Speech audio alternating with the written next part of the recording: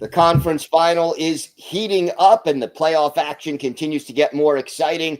We'll break down the latest, plus how important is goaltending in the NHL playoffs. All that and more on this week's NHL Squad. You are talking puck with the NHL Squad Show, sponsored by Game Time. From the Oilers to the Stars, Golden Knights, and the Panthers, the Rangers, Avalanche, and yes, even the Maple Leafs.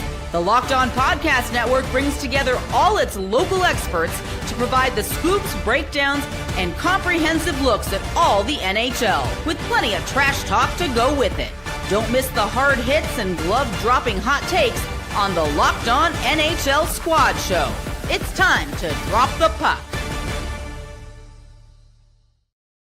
Gil Martin here. Welcome, everyone, to the NHL Squad. Sit back, grab your favorite beverage, and join us as we get you ready for another wild week across the National Hockey League. We are part of the Locked On Podcast Network, your team every day. Today's episode is brought to you by Game Time. Download the Game Time app, create an account, and use code LOCKEDONNHL for $20 off your first purchase. I want to welcome our panel today, Eddie Garcia of Locked On LA Kings and Zach Martin of Locked On Carolina Hurricanes, here to talk all things hockey. And let's start with the goaltending issue. I mean, we see the final four teams, and goaltending is sort of a little bit of a different story for each of them. How important is goaltending in the modern NHL if you're going to go on a long playoff run and even win a Stanley Cup? Well, I mean, goaltending is always going to be important. I think maybe the question is, how much should teams invest in their goaltending these days? I think there's an interesting argument on both sides of it. But if you're looking at this year, obviously Sergei Bobrovsky is the only high-priced goalie that is still around. I think Jake Ottinger, as far as average annual value, is somewhere like 26th in the NHL. And, you know, guys like Stuart Skinner and Frederik Andersen are even, you know, below that. Or, you know, so if you look, though, at who's won Stanley Cups recently, you've got Bobrovsky, you've got Andre Vasilevsky, another big money guy. But then you also, you know, mixed in there is a Jordan Bennington or Aiden Hill or somebody like that. So there's a different argument to be made, I think, on both sides of it. Goaltending is always going to be important. But for me personally, I would prefer my team not go all in on one of those big contracts for a goalie. I think it's just very fluid. You know, you can get a good enough goalie, I think, to get you where you want to go if you can surround them with a better team.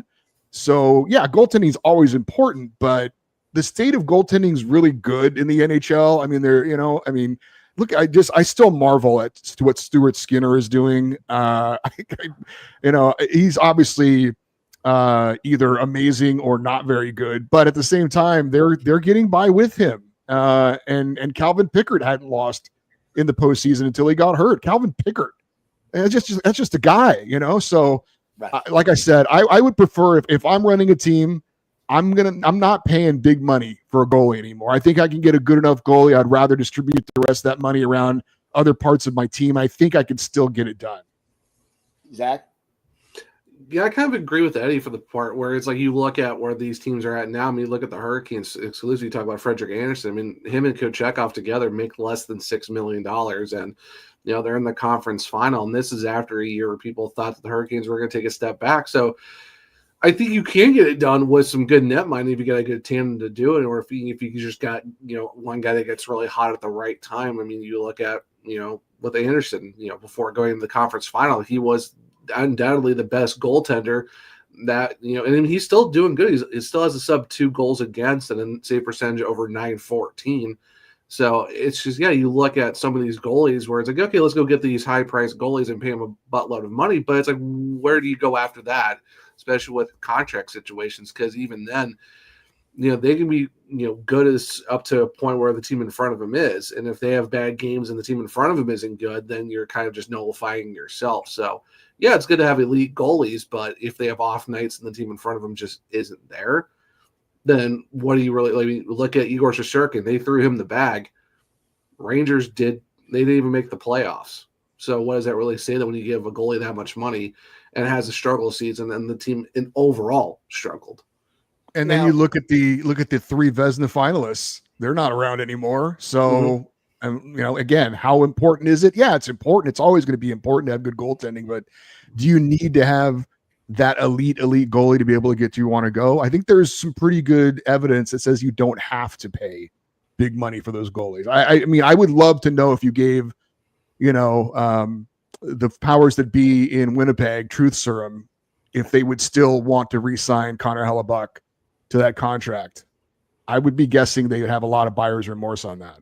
well, especially because he seems to not keep his standard of play up in the playoffs. There are goalies who are like Binnington is hot and cold in the regular season, seems to raise his game in the playoffs. Hellebuck, it just seems so far the track record is the opposite, especially on the road. Yeah, no, there's no doubt. Yeah, and that's just kind of the thing where it's almost you're turning to a league where now it's more of tandems, because we all saw how it was in the 90s and 2000s where these goalies are getting like 65, 70 something starts and their backups get maybe 5 games, and that's pretty much about it. But now it's just the level of competition across the board, or every team's got star players and guys who can score, a lot of goals. Now it's like it's harder on the goalies because now you can't expect these guys to play so many games because some injuries might happen or stuff like that. So now you almost have to have a backup that could be a 1B compared to your team's 1A. So I think now you're seeing that trend of you don't have to have the elite of the elites. You don't have to have like a Patrick Waugh and some dude behind him, or like Martin Brodeur and just some guy in pads. So I think goaltending is definitely important. You need to get those guys that are, above average, maybe to start goalie levels. But if you're talking like one of the top 5, which is hard to get anyway, at that point, you have to hope that they're that all season, not just the regular season. So it's a big gamble to rely on one guy for everything. And yet, you do need at least a goalie who gets hot at the right time. But how do you know your goalie can do that? I mean, when you take a goalie making, $3 million a year as your starter, how do you know that goalie can turn it on and raise his level of play come April, May, and June? I mean, it's a good question. I guess if you look at a guy like Stuart Skinner, he's one of those guys who he does have some mental toughness to him, right? He has had his struggles here and there, but he always seems to be able to, if he gets another opportunity, he bounces back pretty strong. So he's kind of shown that ability that he's one of those guys that he might have a couple of bad games here and there, but if he gets another opportunity, he usually makes the most of it. So there are certain guys who have kind of shown that, but you're right. I try to remind myself of this every year and I don't do a good job of it. The regular season is so insignificant when it comes to the playoffs, and we try and predict these things and we try and look at who's going to be the teams to beat, and things change so much from the regular season to the playoffs.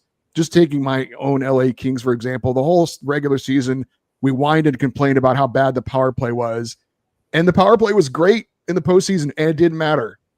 So it's so unpredictable, really is so unpredictable, and goaltending can be a big part of that too. Yeah, no, 100%. Yeah, because you look at the talk about $3 million goaltenders, Gil. I mean, Frederick Anderson missed pretty much the whole season for the most part. Got 20 something starts. He comes in and just goes absolutely lights out. Even the conference final where he had a tough couple of games, but you really can't put that on him because the team in front of him just wasn't good, making a lot of turnovers and stuff. But you used to look at his stats. You're like, if he was on any team that wasn't hit the worst rough spot at the wrong time of the season, they'd be praising him a lot more. And I think you look at the fact that he's got 2 shutouts this playoff alone. It's, if you know the track record of your guys who are calm, cool, and collected, like how Anderson's been this playoff, even back in 23, if you have enough evidence to go off of, there are some guys who are like, hey, we'll give you this amount of money, but if you're willing to, give us the flexibility to go surround the rest of the team with, I think you can find that good mix of having that really good goalie, but also having the really good team in front of them to have that nice combined grouping to where you could make runs like this. Who do you guys think is the last goalie who kind of stole a Stanley Cup for a team? And it even could be a good team, a team that's really a quality team, but the goalie just stood on his head and they won a cup? Well, I mean, Jonathan Quick was pretty amazing for my LA Kings back in 2012. Won the Conn Smythe Trophy and put up some postseason numbers that were amongst the best of all time. So from a personal standpoint, that one pops into mind. And remember, the Kings that year were the 8th seed. So that's some pretty decent evidence of a goaltender. I mean, certainly, look, it's always a team effort, right? It's never just going to be one guy, but when a goaltender is that good, it makes a big difference.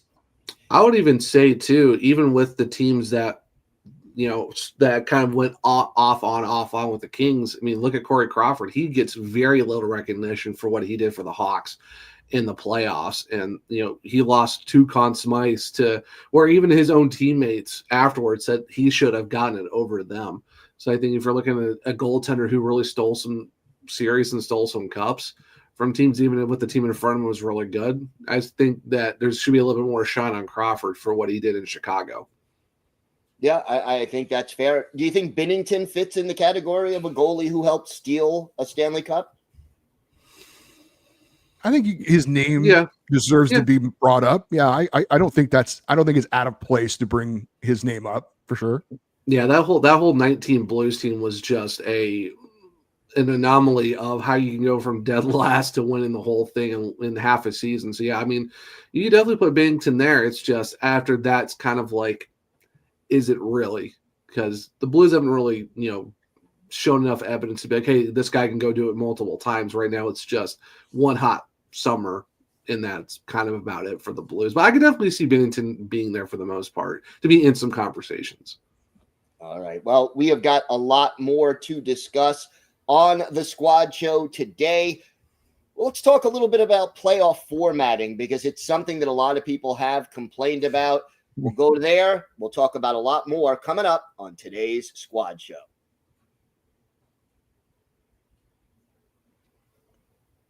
Today's episode is brought to you by FanDuel. The NBA playoffs are in full swing, and every night delivers highlight-worthy performances, major momentum shifts, and can't-miss moments. Whether it's a game-winning shot or a breakout player, there's never been a better time to get in on the action.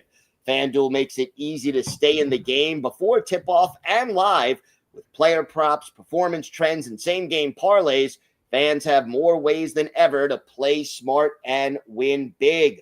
What would it look like to combine live prop bets mid-game based on how the action unfolds? Check that out at FanDuel.com. If you're new to FanDuel, this is the perfect time to sign up. Head to FanDuel.com and place your first $5 bet. If it wins, you'll get $200 in bonus bets. Again, that's FanDuel.com. And if your first $5 bet wins, you'll get $200 in bonus bets. Make every moment more with FanDuel, official sports betting partner of the NBA.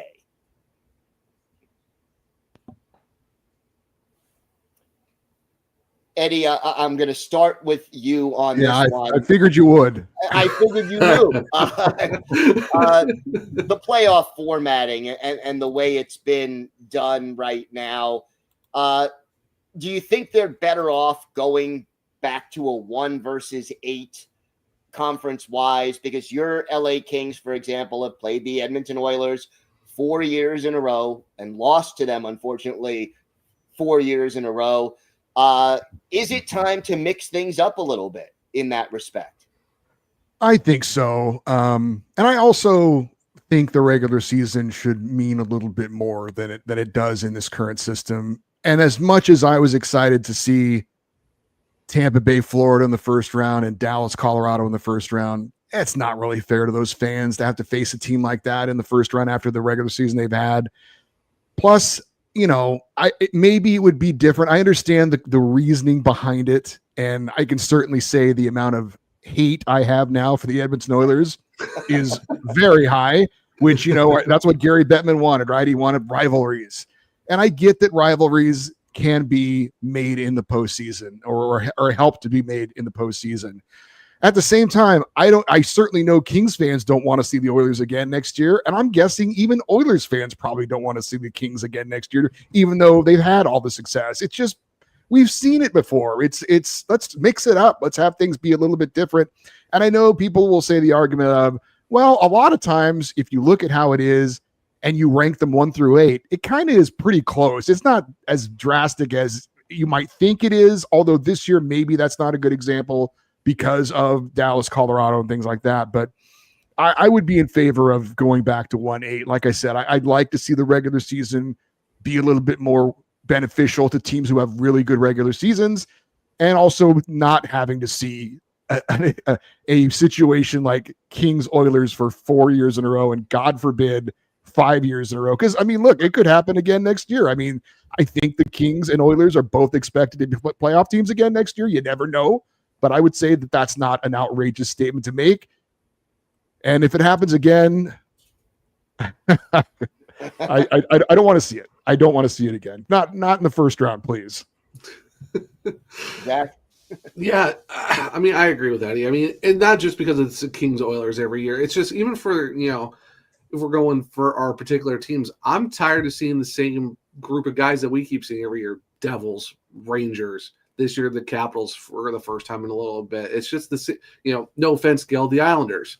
It just gets so mundane after a while. Like, all right, let's just talk about these teams once again after how many seasons in a row.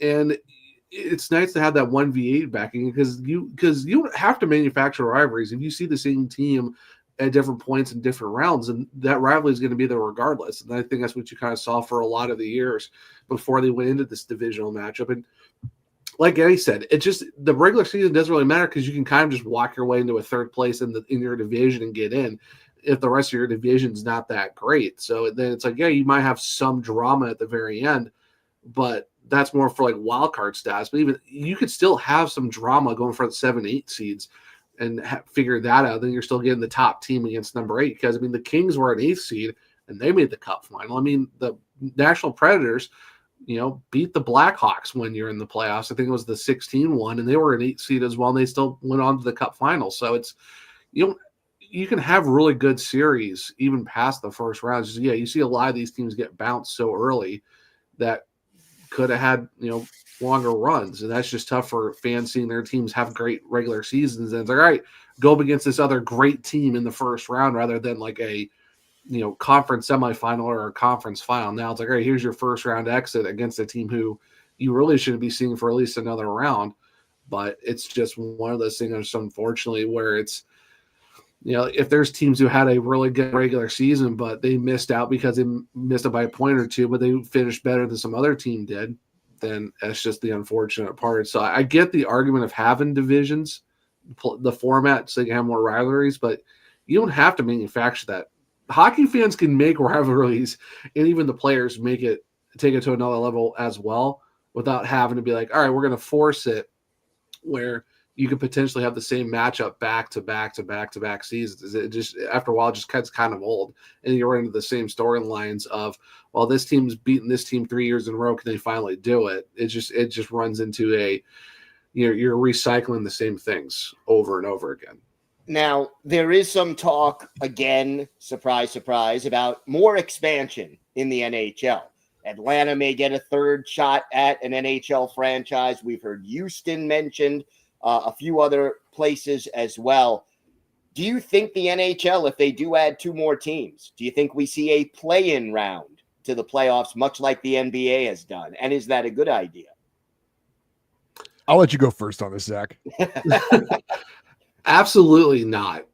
If you want to get expansion, fine. It's just luckily the talent's a little bit there now where you can kind of spread it to other teams so that it is possible. But playing rounds like the NBA, then your regular season doesn't matter. Like the NHL should never take anything the NBA is doing, because you saw the All-Star game this year was the absolute worst. I think it's just the play-ins makes your regular season mean nothing. Because, okay, now you have 2 other teams that could get in. So here's your 9 and 10 seed fighting to get in to do what exactly? Because then now your 7 and 8 have to play the 9 and 10. So now you got more teams making the playoffs in air quotes. And it's like, what's the point then? Because then you got teams who were slightly out now getting – it's almost like the bubble season without the bubble part of it. And it's just – it was fine. for that 1 year because, you didn't want to have to figure that whole situation out with a bunch of teams that were close and they wanted more rounds to make more revenue. But if you're talking long term, playing rounds for the NHL makes no sense because then you got to extend the playoffs a lot longer than what you can do with the regular season, because now you're going to have to add in a lot more games, even if it's a best of 3. That's still a lot more of extra hockey to kind of figure out TV wise, ticket wise, and stuff like that. Playing rounds for, if the NBA wants to do that, fine, because that's whatever. But when it comes to hockey, no, just keep it 8-8. Figure out the format. Playing's just it'll just dilute the regular season, which it doesn't need. Eddie? Yeah, I totally agree.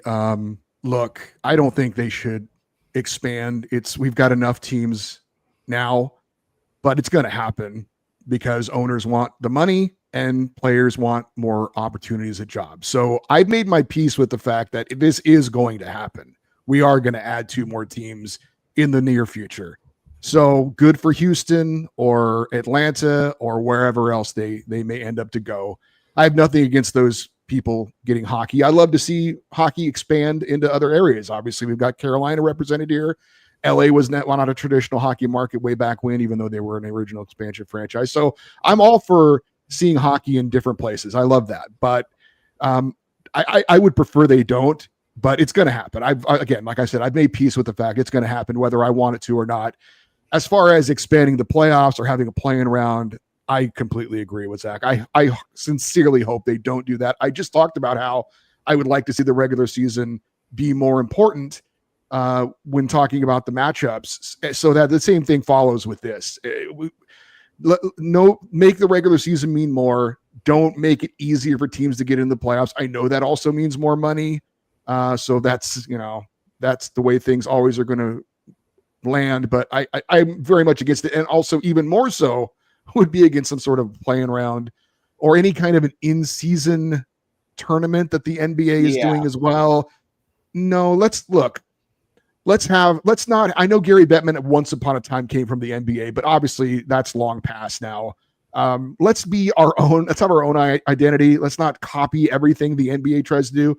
And it's kind of ironic that with the success of the 4 nations now, maybe the NBA wants to copy something that the NHL does or do something different because, as Zach mentioned, that their all-star game most all-star games have become very uninteresting. So expansion will happen, but let's not expand the playoffs. Let's not have any kind of a play-in tournament. Let's keep it where it is. Everyone universally agrees hockey playoffs are the greatest of all the playoffs. Don't change it. Don't mess with it. It's fine the way it is. Keep it that way. Yeah. All right. We have got more to get to on today's show. We're going to talk a little bit more about physicality in the playoffs and its role in teams' success. We've got that and more coming up on this week's Squad Show.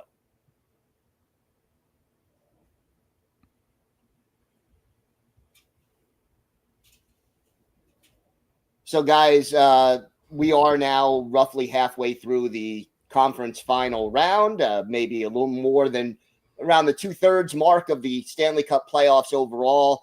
Zach, I want to start with you on this one because the Florida Panthers are the defending Stanley Cup champions, and they play a very physical style of hockey. It seems to have gotten off to a good start in their series with the Carolina Hurricanes right now. How important is physicality to playoff success?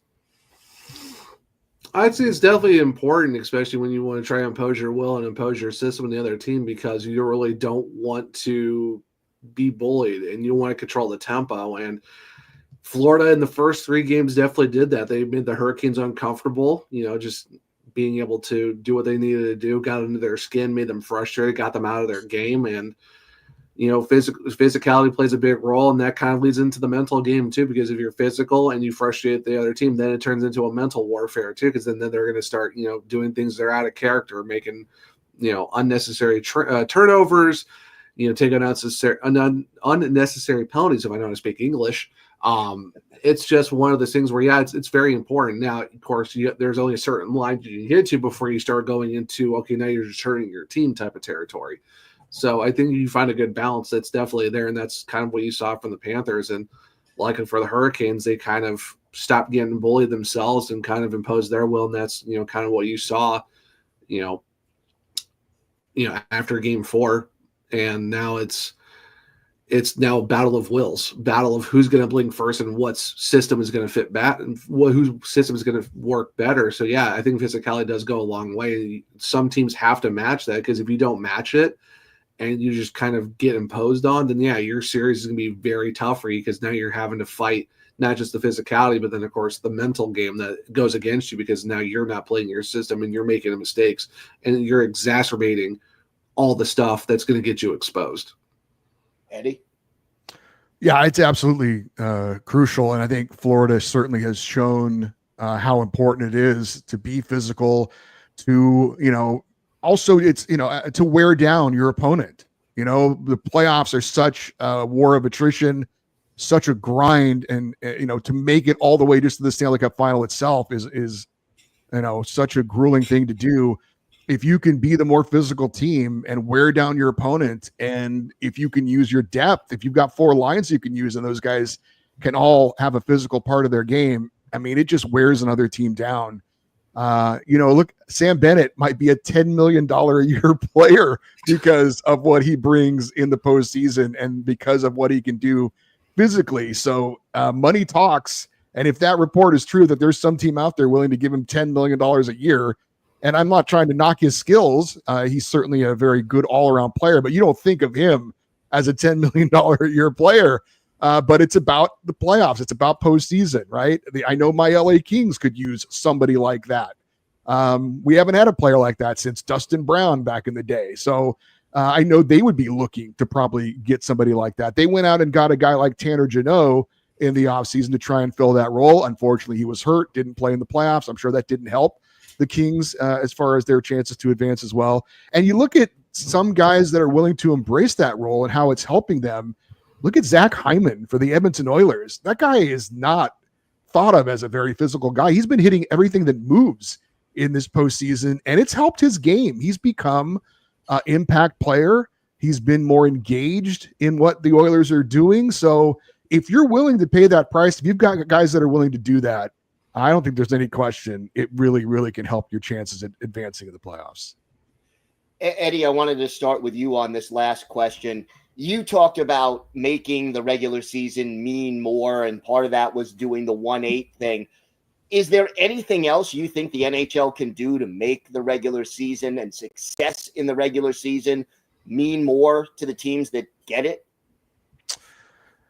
Well, they're already rewarding your conference champions, right? So I don't know that there's anything else that they could do there.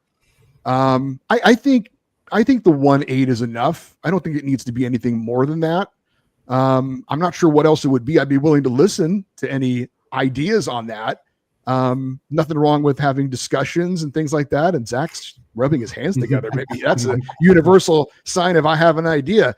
But at least 1-8. At least get to 1-8, and then we can. I'm willing to listen to something else. Zach, what else you got?